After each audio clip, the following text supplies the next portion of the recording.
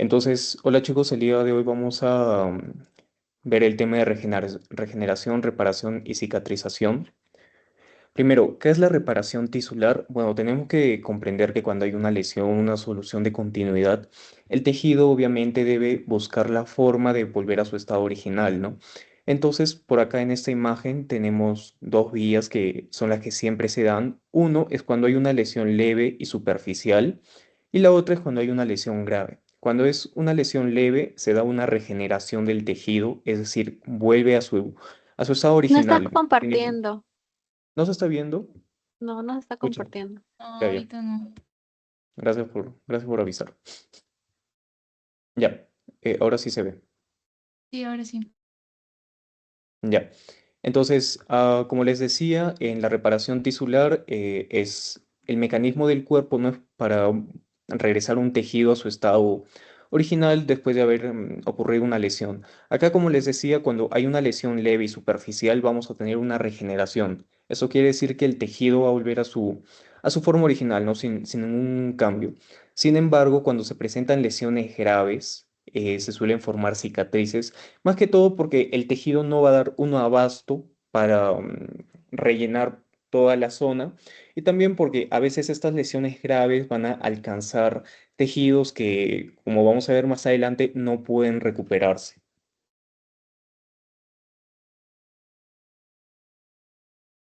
Ya.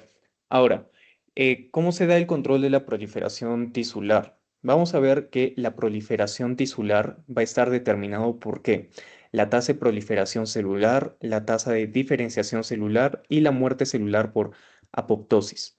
Entonces, ¿en qué consisten estas cosas? Uno, la tasa de proliferación celular va a ser, por así decirlo, cuánto aumenta el número de células, ¿no? Y la muerte celular por apoptosis ya conocemos cuántas células están muriendo por apoptosis.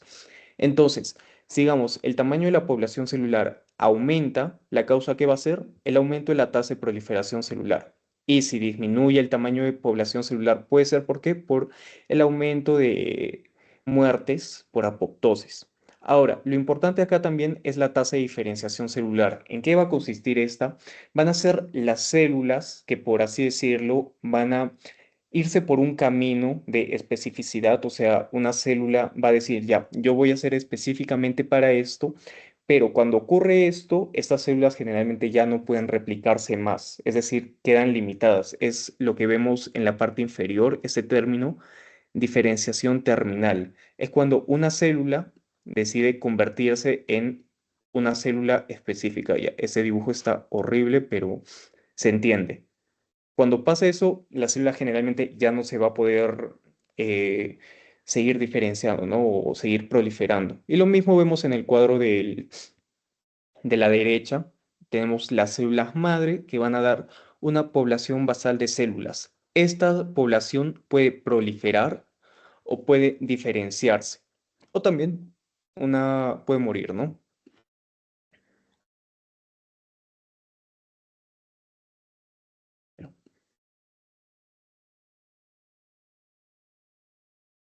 No me deja pasar.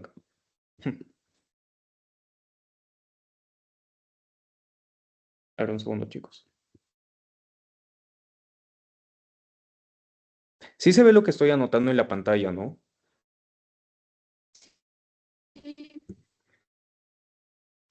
Ya, ya me dejó. Ahora, tenemos que tener en consideración que la actividad proliferativa tisular va a depender también del tipo de tejido con el que estamos interactuando. ¿Por qué? Porque si acá vemos, o sea, nos dice que va a haber una tasa de diferenciación y la tasa de proliferación, pero va a depender del tipo de tejido. Hay tejidos lábiles, tejidos quiescentes, tejidos permanentes. ¿Y cuál es la diferencia? Un tejido lábil va a estar en división continua, va a proliferar siempre y se va a reemplazar continuamente y va a provenir de células madre de proliferación ilimitada. Un ejemplo de esto que va a ser la piel o las mucosas. ¿Por qué? Porque por su condición, porque justamente la piel siempre va a estar en, por ejemplo, contacto con el exterior, siempre puede estar dañándose y siempre va a estar reemplazándose. Es por eso que está en una división continua. Luego vamos a tener los tejidos quiescentes. Esos tejidos también van a ser conocidos como estables, van a ser células con un nivel bajo de replicación, pero pueden dividirse si son estimuladas. Es decir, van a ser células que no van a estar proliferando, van a ser células que van a estar quietas, por así decirlo, pero ante un estímulo, estas van a comenzar el ciclo celular. Ejemplo de esto, el hígado o los riñones. Y por último, vamos a tener los tejidos permanentes. ¿Cuál va a ser la característica? No van a tener división, van a ser células que han abandonado el ciclo celular y no van a presentar mitosis en la vida postnatal. Un ejemplo de esto, las células del sistema nervioso central o las del músculo cardíaco. Ya, a ver, Flavio, ¿de qué depende el tamaño de población tisular?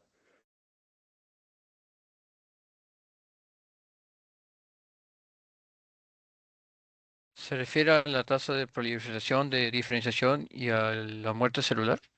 Sí, exacto. La muerte celular por apoptosis. Flavia, ¿cuál es la diferencia entre tejidos lábiles y tejidos quiescentes o estables?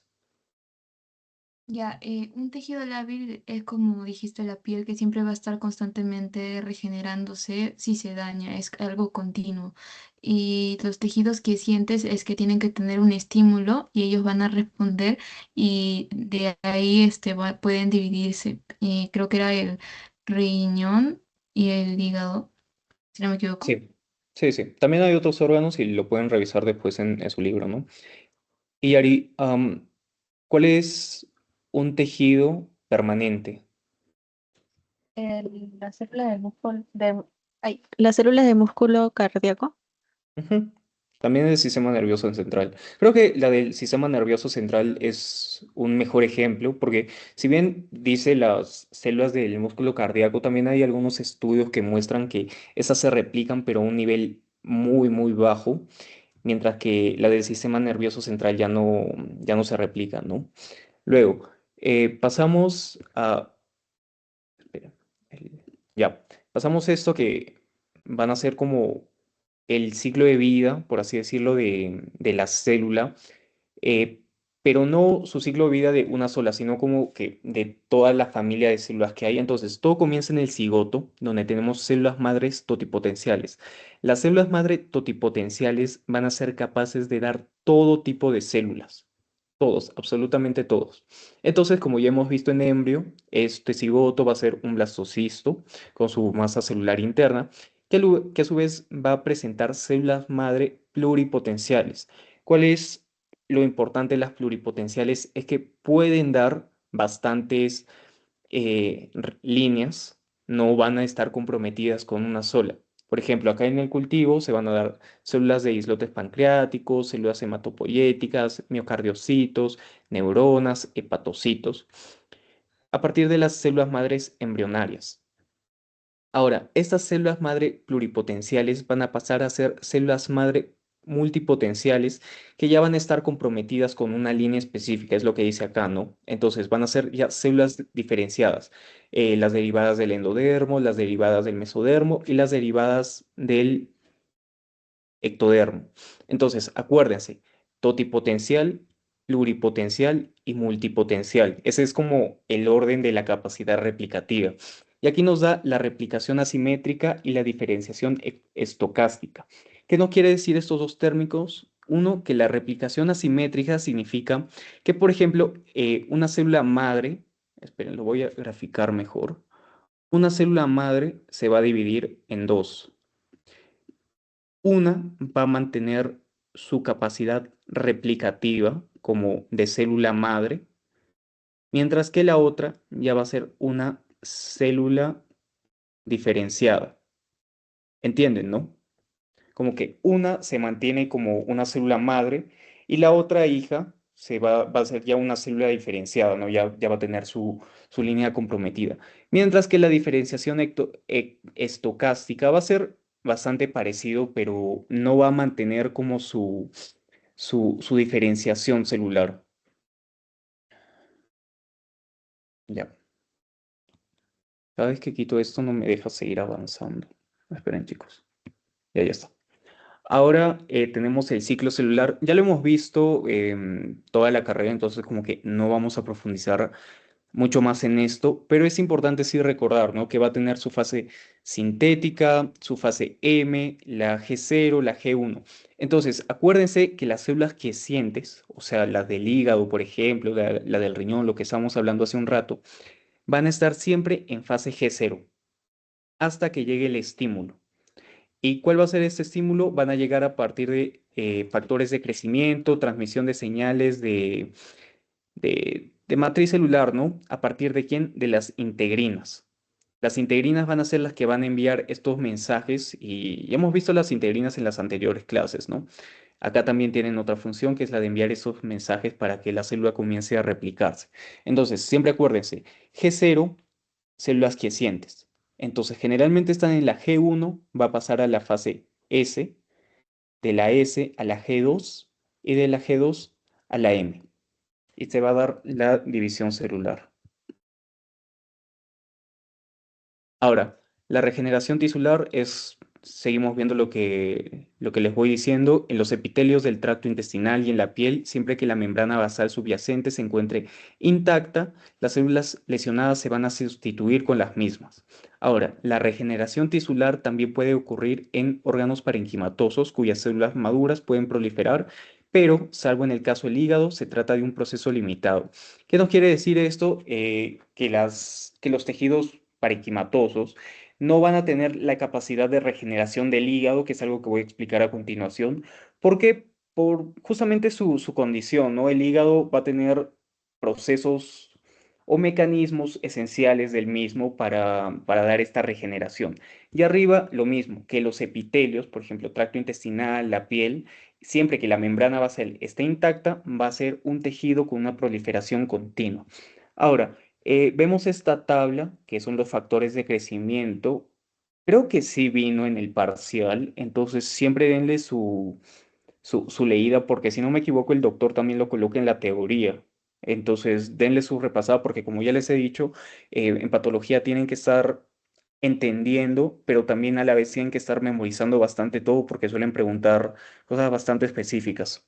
Que la sacan al toque si es que han entendido el resto, pero si es que solo han entendido una cosa, no la van a sacar. Ahora, en los factores vamos a tener el factor de crecimiento epidérmico, el factor de crecimiento transformante alfa, el factor de crecimiento de hepatocitos, el factor de crecimiento endotelial vascular, el factor de crecimiento derivado de las plaquetas, el factor de crecimiento fibroblástico, incluidos los ácidos, el factor de crecimiento transformante beta y el factor de crecimiento de queratinocitos. Antonella, dime qué es la replicación asimétrica.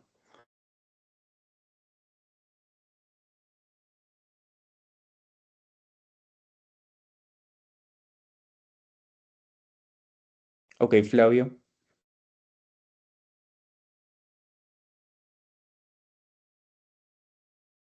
No lo he entendido. ¿No entendiste la pregunta o qué era la replicación asimétrica? No, sí entendí la parte del proceso, no sé, que era de célula madre hasta llegar a a las pluri, donde podemos ir a a las multipotenciales o a través del cultivo las embrionarias, Ajá. pero no sé el... ¿El concepto? Ah, ya, Ajá. regresamos, no hay problema. Ya como les decía, la replicación asimétrica, voy a volver a dibujar. Eso es lo que quiero, chicos. O sea, no, si no entienden bien, vuélvanlo a preguntar porque yo no quiero que solo estemos pasando los temas por pasar. Quiero que lo entiendan todo bien, bien, bien para que pues a la hora de llevar el curso ya solo estén más preocupados por, por aprenderse las cositas más que por entender. Ya, entonces acá tenemos una célula madre en la replicación asimétrica y que va a dar una célula madre diferenciada o bueno, una célula madre igualita, una célula madre, perdón por el dibujo, y una célula diferenciada. Porque sabemos que una célula se divide en dos, ¿no? Por el ciclo celular. Entonces, una va a ser igual a la madre, o sea, va a seguir siendo una célula madre, mientras que la otra ya va a ser una célula diferenciada. ¿Ya se entendió, Flavio? Ya, bacán. Regeneración, ya. Ahora, lo que les decía perdón, de la regeneración hepática ¿Cuál es la característica del hepatocito o bueno, del hígado como órgano? Que este puede recuperarse hasta, si digamos, se le extirpa un 90% del tejido. Entonces es bastante interesante porque también es un tejido tipo que siente, ¿no? Lo que les estaba diciendo que salvo tenga un estímulo, este no va a estar en constante replicación. Entonces, la regeneración del hígado va a ocurrir por dos mecanismos. Uno, la proliferación de los hepatocitos residuales y la repoblación a partir de las células madre. Uno, la proliferación del hepatocito, lo que les comentaba. La extirpación hasta del 90% del hígado se puede regenerar mediante proliferación de los hepatocitos residuales, es decir, de los que han quedado. Ahora, ¿cómo va a comenzar esta proliferación? Primero por las citocinas. Flavia, ¿qué era una citocina?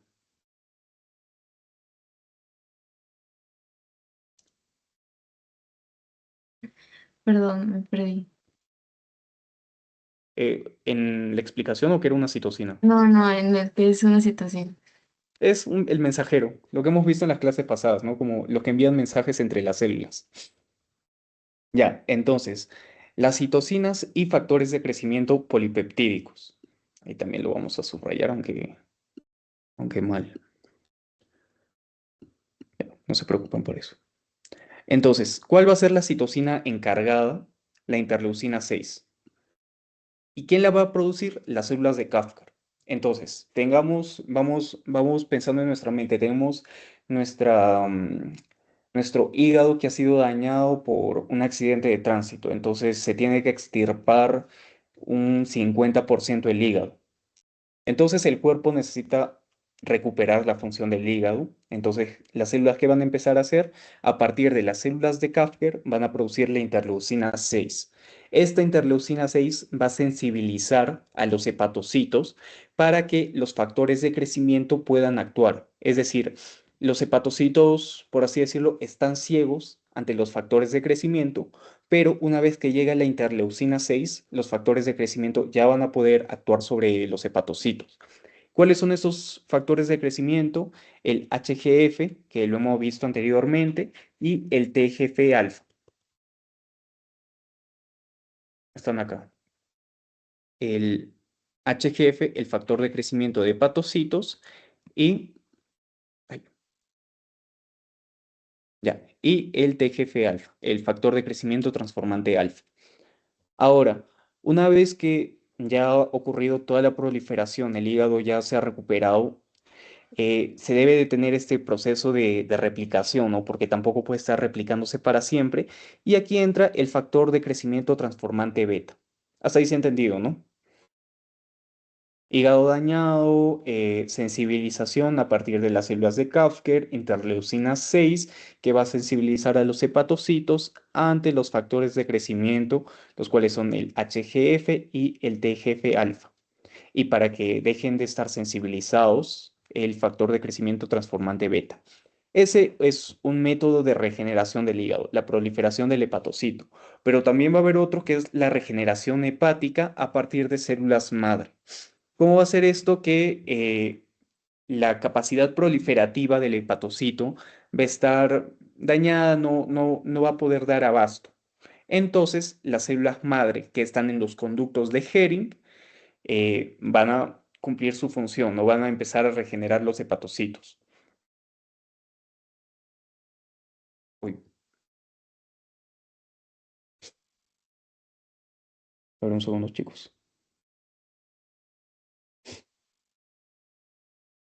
No sé por qué hoy estoy teniendo problemas con el PowerPoint, de verdad.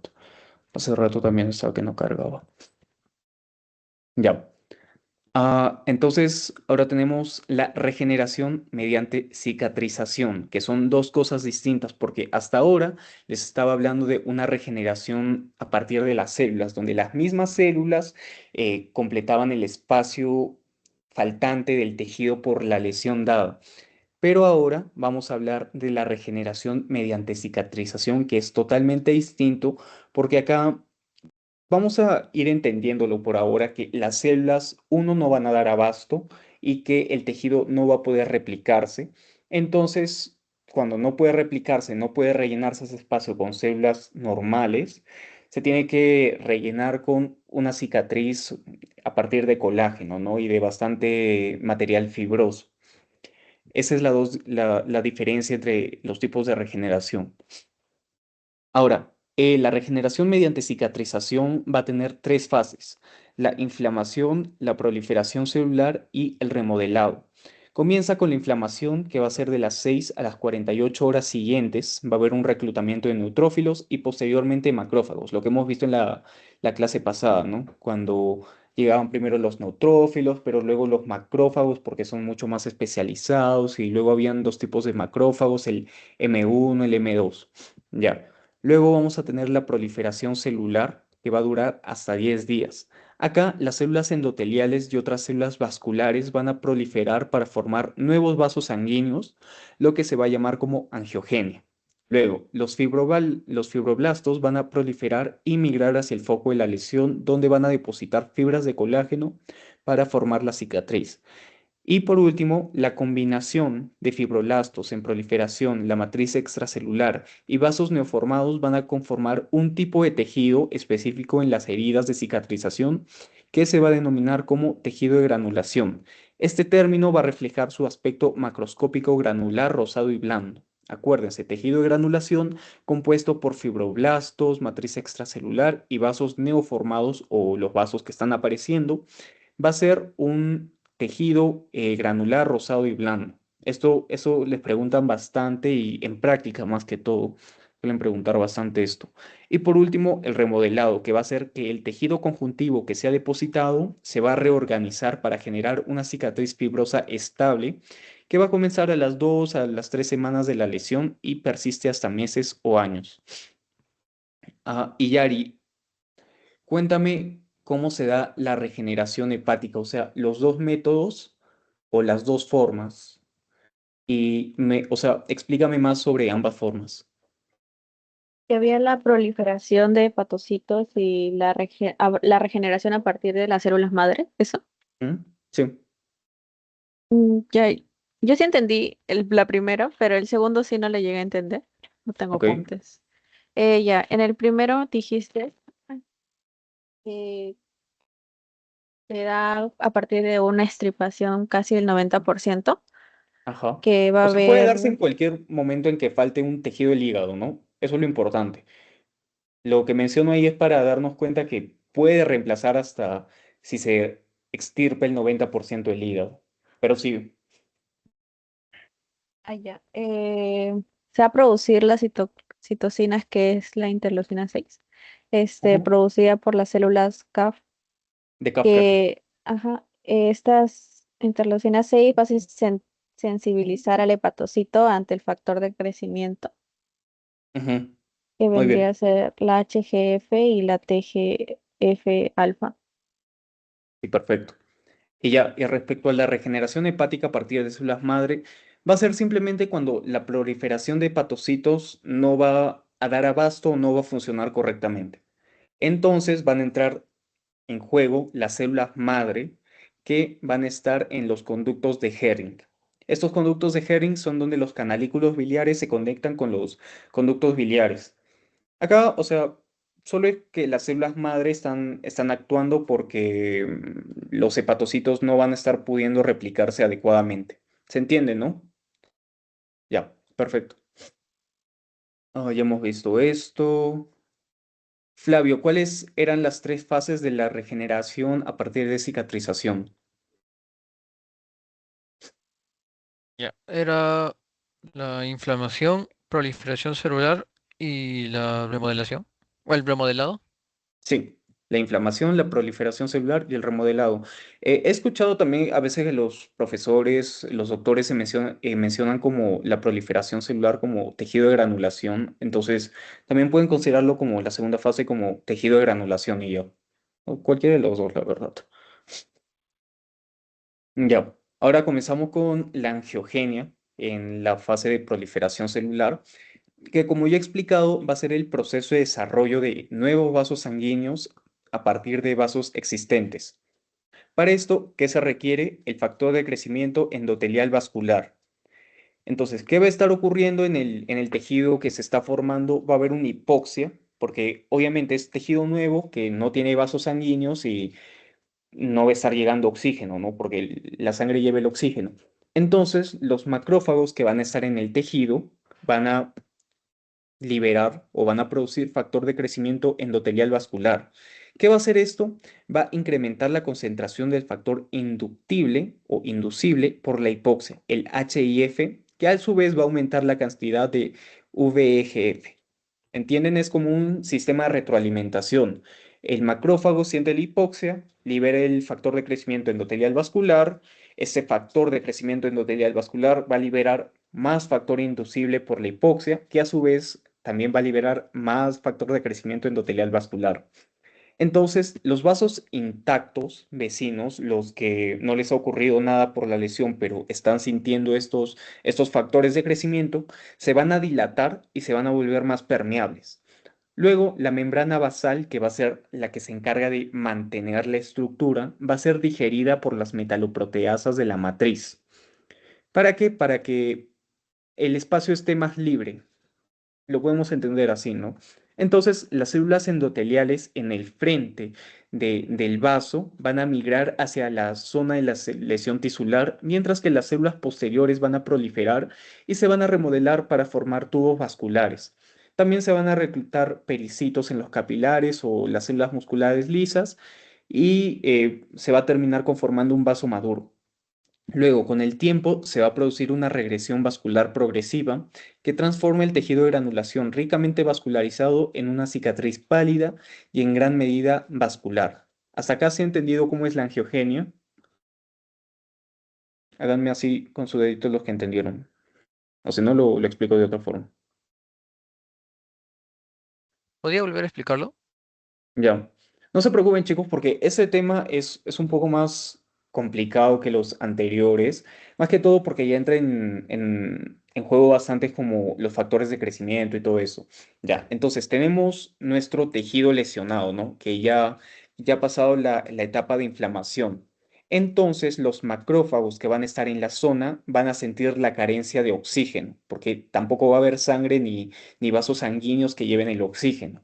Entonces, estos macrófagos van a liberar el factor de crecimiento endotelial vascular, que a su vez va a incrementar la concentración del factor inducible por la hipoxia. Y este factor inducible de la hipoxia va a incrementar el factor de crecimiento endotelial vascular. Entonces, como les mencionaba, es una especie de retroalimentación, ¿no? Uno incrementa y produce o permite que se aumente la concentración del otro, que a su vez aumenta la concentración del otro. Entonces, estos factores de crecimiento los detectan los vasos intactos vecinos, o sea, los vasos circulantes a la lesión que no han sido dañados por esta misma. Estos se van a dilatar y se van a volver permeables. Y a su vez, la membrana basal, que es la que los rodea, va a ser digerido por las metaloproteasas de la matriz. ¿Para qué? Para que haya más espacio. Luego, ¿qué va a pasar? Las células endoteliales del mismo vaso, o sea, del vaso cercano, del vaso que no está lesionado, va a comenzar a crecer, mientras que la punta, la parte anterior, va a dirigirse hacia la zona de lesión, la parte posterior va a estar formando los tubos vasculares. Y ahí es donde se van a reclutar pericitos, células musculares lisas, todo lo que conforma la estructura, ¿no? de los vasos sanguíneos. Y ahí se tiene ya listo nuestro nuevo vaso sanguíneo que va a estar irrigando la nueva zona. Y posteriormente vamos a encontrar una regresión vascular que va a transformar este tejido de granulación, que ya lo he mencionado antes, en una cicatriz pálida y avascular. Es decir, ya no va a estar llegando oxígeno a la cicatriz, porque tampoco lo necesita, no es al final del día puro colágeno y tejido fibroso. ¿Se entendió ahora sí? Ok.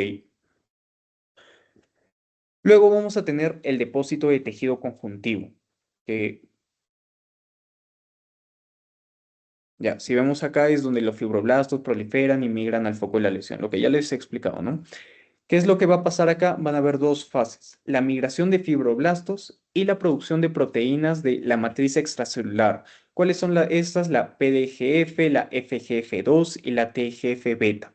Entonces, ¿qué tenemos acá? Una lesión tisular persistente, donde por la inflamación los macrófagos, los linfocitos, las células linfoides, todo lo que ya hemos visto que ocurre durante una inflamación, van a migrar al foco de la lesión. Después, por sus citocinas, van a llamar a los fibroblastos. Por ejemplo, acá tenemos la interleucina 13 o el TGF-beta, el MMP. Entonces, estos fibroblastos van a llegar a la zona lesionada. Y a partir de acá, una vez que están en la zona lesionada, van a producir las proteínas de matriz extracelular. Hasta ahí claro, ¿no? Ya. Es la matriz extracelular. Este cuadrito se lo he robado al doctor de su teoría. Van a ser un grupo de macromoléculas que están compuestas por proteínas estructurales fibrosas, glucoproteínas adhesivas, proteoglucanos y hialuranos. Ahora, las proteínas estructurales fibrosas van a tener que colágenos y elastinas, que van a aportar fuerza tensil y capacidad retráctil. Luego, las glucoproteínas adhesivas van a conectar los elementos entre ellos y con las células. Y los proteoglucanos y hialuranos van a aportar resistencia, resiliencia y lubricación. Ahora, Flavia, dime en qué consiste el depósito del tejido conjuntivo, o sea, cuáles son las dos fases. Ya está la de los fibroblastos y esto era porque cuando hay la inflamación explicaste que venían los macrófagos y cada uno tiene las citocinas. Entonces esas citocinas, como la IL-13, van a atraer a lo que son los fibroblastos y después cuando ya están en el sitio va a haber la producción de esos factores que me acuerdo solamente de este PDGF y Ajá. no me acuerdo. Claro, justamente la función de los fibroblastos es llegar al sitio y empezar a generar todo esta matriz extracelular, ¿no? Ahorita lo vamos a ver más específico. Acá vemos, ¿no? Llegan los miofibroblastos y conforman todo con la matriz extracelular para que se forme la cicatrización o la fibrosis. Acá tenemos lo mismo. Acá vamos a tener primero dos tipos de matriz extracelular. Uno, la membrana basal y otro, la matriz intersticial. Un segundito, chicos.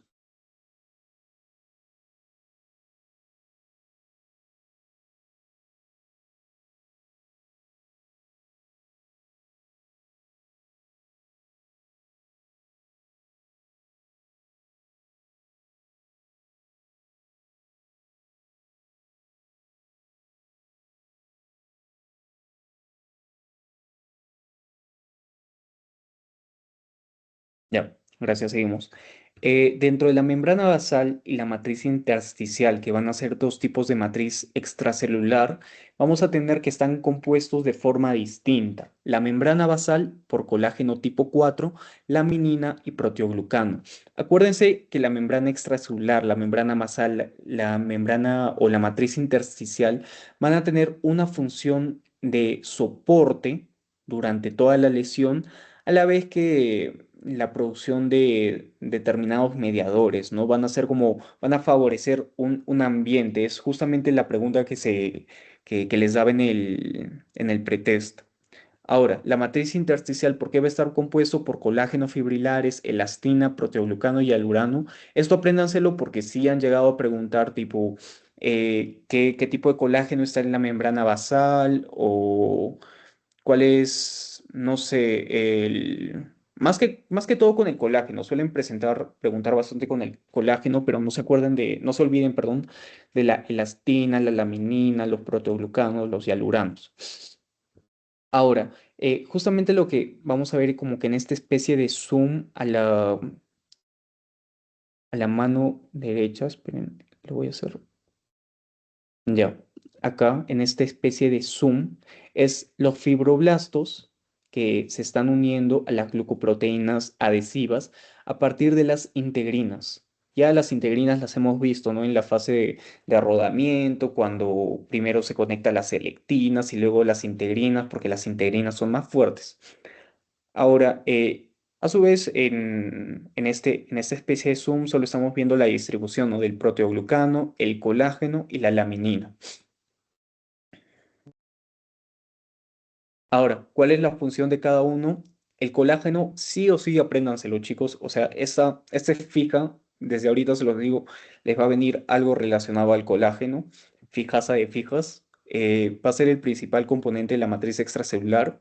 Existe más de 30 tipos de colágenos distintos y todos van a estar constituidos por tres cadenas. Esto creo que nos preguntaron en el ciclo pasado, que forman una triple hélice.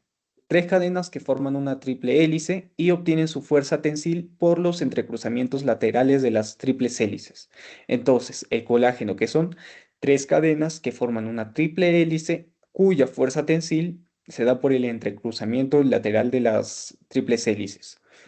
Ahora, esta modificación, este entrecruzamiento va a requerir de la vitamina C. Entonces, cuando falta la vitamina C en, por ejemplo, el escorbuto, esas personas van a tener una mala cicatrización y van a sangrar con facilidad. O también si no hay un consumo adecuado de vitamina C. ¿Por qué? Porque la vitamina C está relacionada con la modificación de la estructura del colágeno. Luego vamos a tener la elastina que va a permitir recuperar la forma tras la deformación. Obviamente es lo que es la elasticidad, ¿no? Se estira el tejido pero vuelve a su forma normal. Luego, los proteoglucanos y aluranos, que van a ofrecer resistencia frente a las fuerzas de compresión. Por ejemplo, en el cartílago articular, los proteoglucanos aportan también una capa de lubricación entre las superficies óseas. Y por último vamos a tener glucoproteínas adhesivas y receptores de adhesión. Ahora, van a ser moléculas con una estructura variable implicadas en la interacción intercelular. Por ejemplo, entre las moléculas de la matriz extracelular y otra matriz extracelular. Ahora, las glucoproteínas adhesivas prototipos son la fibronectina, que va a ser componente de la matriz extracelular, y la laminina, que es componente de la membrana basal. La fibronectina va a aparecer en el tejido y el plasma, se va a sintetizar por diversas células, entre las que van a destacar los fibroblastos, monocitos y endotelio. En las heridas, en la fase de cicatrización, la fibronectina va a aportar un andamio para el depósito posterior de la matriz extracelular, angiogenia y reepitelización. Mientras que la laminina es la glucoproteína más abundante en la membrana basal, además de mediar en la unión a la membrana basal, puede modular la proliferación, diferenciación y motilidad celular. Sí, chicos, ya sé, es un montón de texto y justamente acá es donde la patología se comienza a complicar un poco, ¿no? Porque ya tanto texto empieza a decir, pucha, fibronectina es para esto, laminina es para esto, pero también me tengo que acordar del colágeno. Por eso, desde ahorita, más que todo, preocúpense en comprender. Tenemos colágeno, elastina, proteoglucanos y las glucoproteínas adhesivas. Estas glucoproteínas adhesivas, fibronectina y laminina. No sé, no les puedo asegurar si preguntarán sobre las glucoproteínas adhesivas, pero cosa que vean en patología, cosa que se la deben aprender porque los doctores preguntan bastante. Y también como consejo, si es que pueden abrir en vacaciones antes de comenzar las clases, intenten leerse el Robbins, que es de donde estoy haciendo las clases, porque de ahí los doctores sacan la teoría y también suelen preguntar de ahí. Y ya al final de la clase les voy a mandar un tipsazo que seguro me lo van a agradecer. Ya. Ahora, acá están los colágenos, ¿no? Lo que ya les he mostrado. Tenemos los colágenos fibrilares, 1, 2, 3, 5, el 9, el colágeno de la membrana basal, el 4 y otros colágenos como el 6, el 7, el 9. Entonces, esto no lo preguntan mucho como los trastornos genéticos, pero sí como la diferencia entre los tipos de colágeno, ¿no? Lo que les estoy diciendo. A ver, Iyari, dime qué es el colágeno, o sea, la mayor descripción que puedas darle. El principal componente que va a tener tres cadenas, Ajá. o sea, va a tener una triple hélice que va a estar entrecursado y que va a ser dependiente de la vitamina C. Ujú. Entonces, si digamos yo tengo escorbuto o no consumo vitamina C adecuadamente, ¿qué me va a pasar? Vamos a ver, va a haber deficiencia. Claro, pero, o sea, a nivel de la cicatrización, ¿qué ocurre? Ay, este, Cicatrizo ay, mal a secas. Ajá, porque como no está bien el colágeno, no voy a poder cicatrizar correctamente. Ya vamos a borrar todo esto para que esté bien la pantalla. Ya.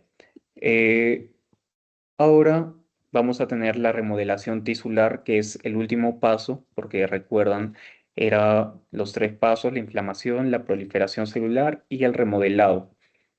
Ahora, en el remodelado es la parte más sencilla, se da tras la formación del cicatriz. El remodelado va a continuar aumentando la resistencia y reduciendo el tamaño de la cicatriz.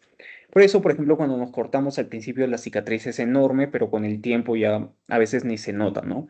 Además, el tipo de colágeno depositado va a pasar del tipo 3 en las primeras fases de la reparación al tipo 1, porque el tipo 1 va a ser más resistente, va a ofrecer más fuerza.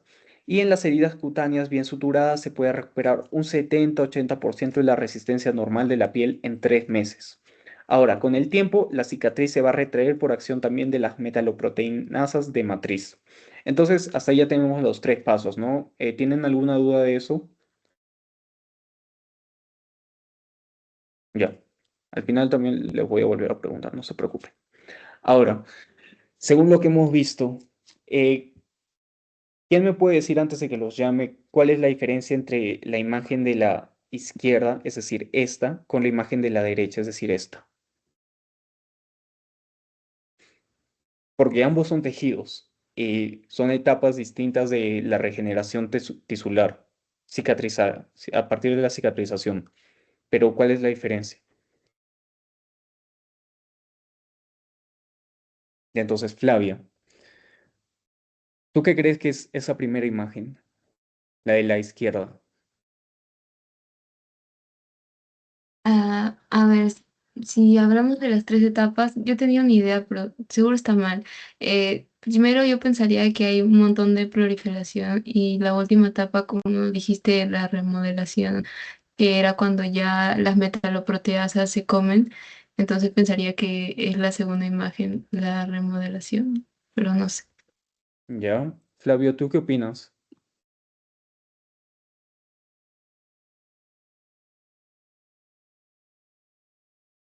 Disculpe, ¿lo azul sería fibras de colágeno? Sí. Ya, básicamente, viéndonos a la pregunta, la primera pregunta fue, es que se ve que en la segunda imagen tiene más fibras de colágeno, por lo que sí estaría concuerdo con el que ya estamos en la fase de remodelación. Ajá, ya. ¿Y Yari? ¿estábamos hablando de la primera o de la segunda? De ambas, o sea, ¿qué etapa Ah, crees que pertenece cada una? la primera lo relaciono a proliferación porque habías dicho que habían vasos nuevos. Ajá, Había tejido granul, porque también se llamaba tejido de granulación, ajá, y es rosa, lo sí. relaciono a eso. Y el otro sería más remodelado. Ujú.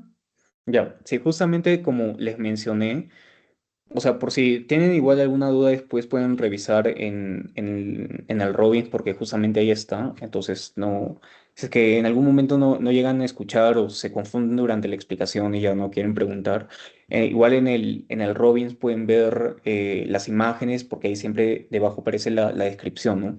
Pero como les decía, ya, esta primera imagen, la A, va a corresponder al tejido granuloso. Acá está, al tejido de granulación, el que aparecía durante la proliferación celular. ¿Por qué? Porque estamos viendo, ¿no? Los fibroblastos, la matriz extracelular y los vasos neoformados. Estaríamos viendo acá en la B. Esperen, no lo pueden ver. Acá, el tejido de granulación, ¿no? Cómo se ve rosadito y todo eso. Mientras que,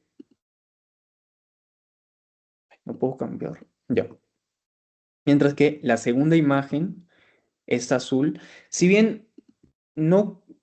O sea, no estoy seguro si podemos ya afirmar que se refiere a la remodelación, si ya vemos más tejido fibroso depositado, Porque acuérdense, esto también les van a preguntar en su clase de patología, el colágeno se ve azul ante la tinción tricrómica, es azul. Entonces, acá hay un montón de colágeno porque todo es azul en la imagen. Perfecto, chicos. Ya. Luego, ya casi a punto de terminar la clase, vamos a tener que durante la reparación van a haber aspectos patológicos, porque la reparación no en todas las personas es igual y como todo en el cuerpo siempre puede fallar. Entonces, tenemos primero la formación inadecuada del tejido de granulación. Uno, deficiencia de herida y otro, ulceración. A ver, Iyari, ¿te acuerdas de qué era la ulceración como tipo de necrosis? Este, pus, alteración, no, Ya no se preocupen, para eso vamos a repasarla el jueves. La ulceración justamente era cuando había tejido necrótico y por ende o sea, se desprendía el tejido, ¿no? Si bien esto no tiene que ver con eso exactamente, solo era para que se acuerden. Entonces, cuando hay una formación inadecuada del tejido de granulación, primero en la desistencia de herida, vamos a tener que, por ejemplo, en una cirugía abdominal, por la presión del abdomen mismo que éste ejerce, la herida se va a separar. Y la ulceración lo mismo, ¿no? Que se va a abrir una especie de espacio, una lesión de continuidad, un hueco, entre comillas, para ser bastante informales, porque el tejido no ha cicatrizado correctamente. Luego vamos a tener otro aspecto patológico, la formación excesiva de componentes de tejido conjuntivo. Y esto es importante también porque se lo van a preguntar en su seminario. No recuerdo haberlo visto en práctica, pero sí en seminario. Un seminario es específico de eso. Y vamos a tener la cicatriz hipertrófica y la queloide. La cicatriz hipertrófica va a ser la acumulación excesiva de colágeno, pero que respeta los márgenes de la herida original. Es decir, va a haber una especie de elevación al tacto de la herida original, pero que no se sale de los bordes de esta misma. Muy distinto al queloide, que va a ser una proliferación excesiva también de colágeno, pero que no va a respetar los bordes de la herida original.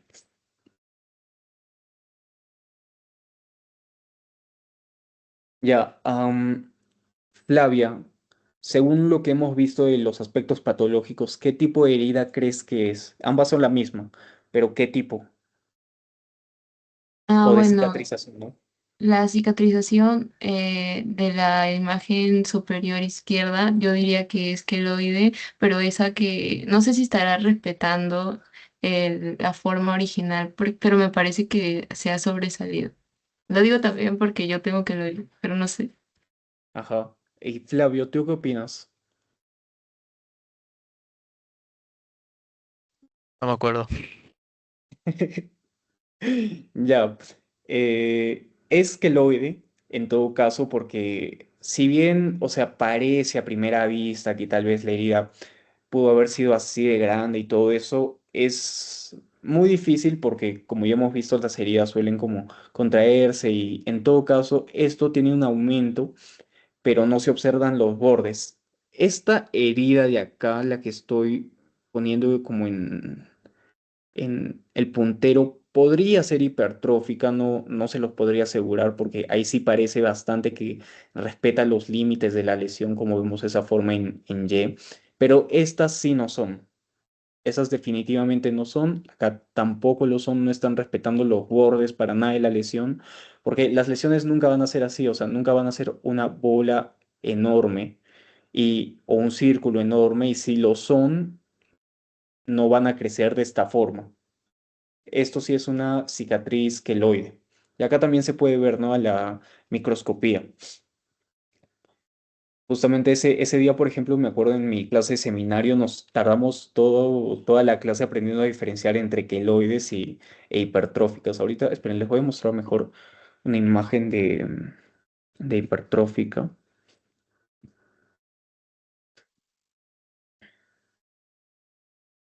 para que lo entiendan bien.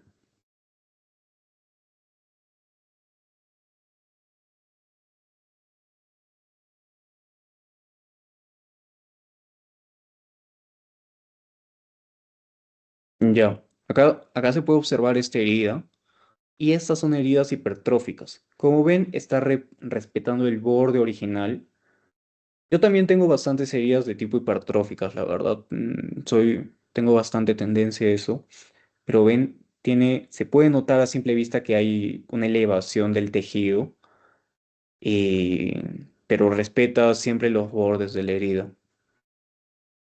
¿Ven cómo está? Esto es un queloide, por ejemplo. Acá. Esta imagen está buena para diferenciar. La cicatriz hipertrófica que se puede ver que tiene una elevación, no, no, no se mantiene como baja, por así decirlo, porque hay una sobreacumulación de todo el colágeno, pero respeta los límites, a diferencia del queloide, que es bastante grande, bastante pronunciada y no está respetando los límites.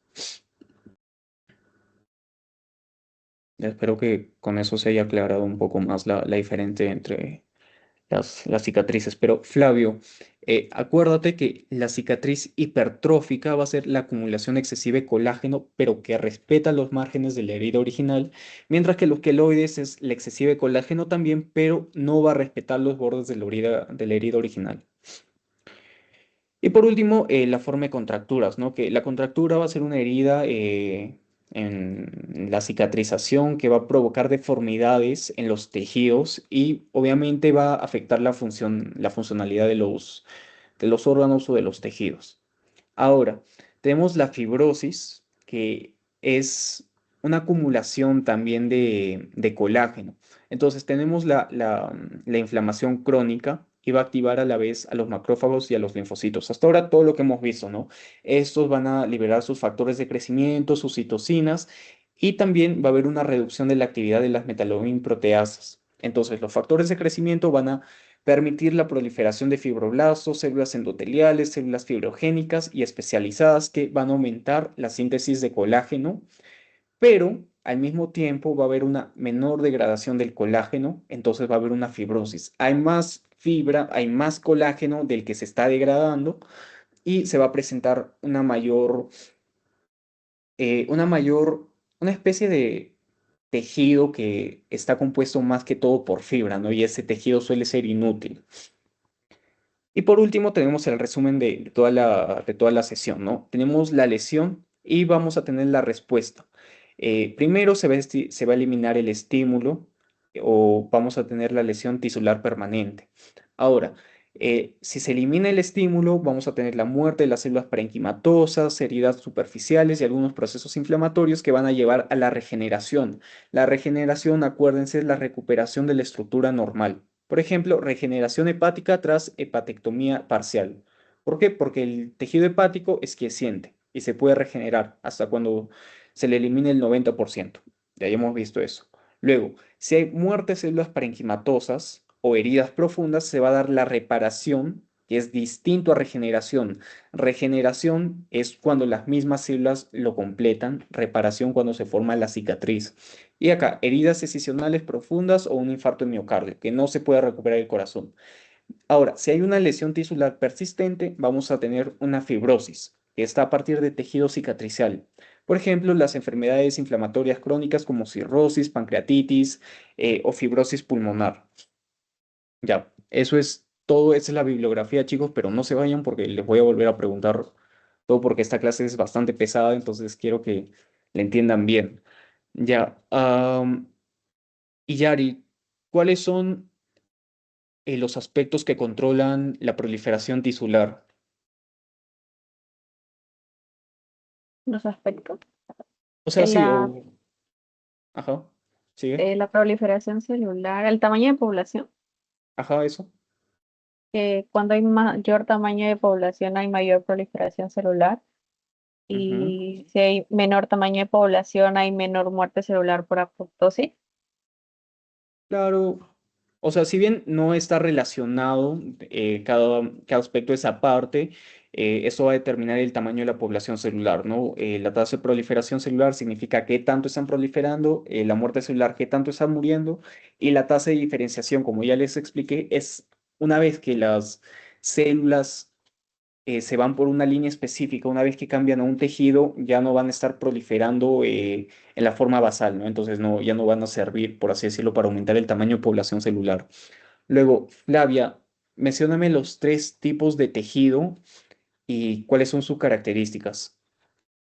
Ya, ¿te refieres a eso de lábil que asientes? Sí, ajá. Ya, ya. El lábil, como expliqué, era el que está en constante regeneración como la piel o la mucosa, ya que se suele dañar o no. Entonces, ese es continuo. En cambio, el que asiente es cuando tiene que recibir un estímulo específico para que lo haga, como por ejemplo en el riñón por la interleucina 6, ¿no? Para que haya el hepatocito regenere. Más que todo está en el renal también, ¿no? Y en el tejido permanente era ese que no se divide.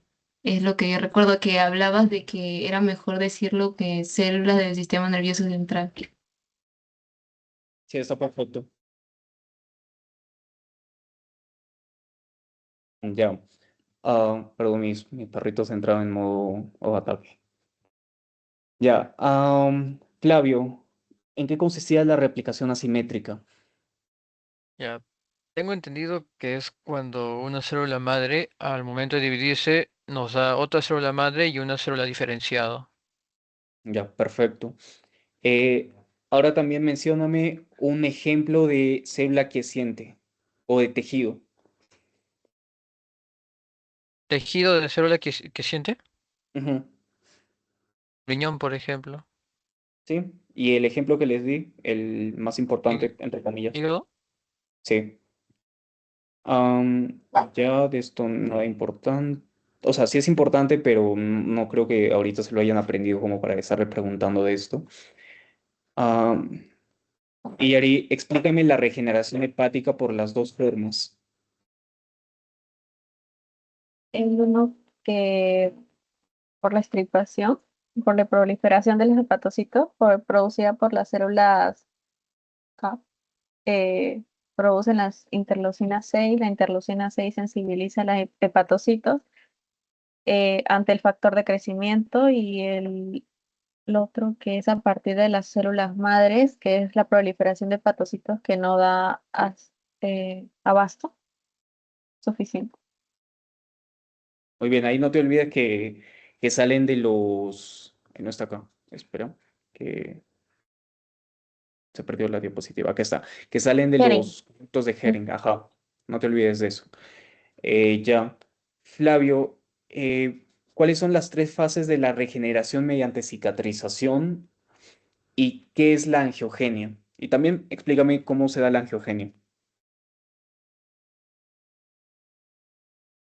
Ya, las tres fases de regeneración por cicatrización es la inflamación, la proliferación celular y el remodelado. Ajá. Y la angiogénesis ocurre en la parte de la proliferación y es cuando se forman nuevos vasos a partir de las células endoteliales. Ajá, pero explícame un poco más el proceso de la angiogenia, como qué factores se entran y por qué se da, ¿no? Eh, Déjame ver si mis apuntes están bien ya. La cosa es que se supone que el macrófago detecta la hipoxia. Eso Ujú. hace que se libere el factor de crecimiento endotelial vascular, Ya. lo cual eso produce que también se libere el factor inducible por la hipoxia y Ajá, y la HIF. esto hace que, bueno, esto fomenta el crecimiento del endotelio. Ya, perfecto. Ya sí, o sea, ya está bastante bien. Luego, o sea, suele seguir el paso, ¿no? Las células endoteliales van a seguir creciendo y no se olviden también de la regresión vascular que al final deja el tejido como avascular. El depósito de tejido conjuntivo, y eso sí se entiende. Ya, mm, creo que esto es bastante específico como para estarles preguntando ahora, pero acuérdense, los dos tipos de matriz extracelular van a ser la membrana basal y la matriz intersticial. Acuérdense de sus componentes. No se olviden también que los fibroblastos se conectan con las glucoproteínas adhesivas a partir de las integrinas. Tampoco se olviden de esto repásenlo, el colágeno, la elastina, los proteoglucanos y aluranos y las glucoproteínas adhesivas y receptores de adhesión, los tipos de colágeno. En la remodelación ¿De qué colágeno a qué colágeno pasa, Yari?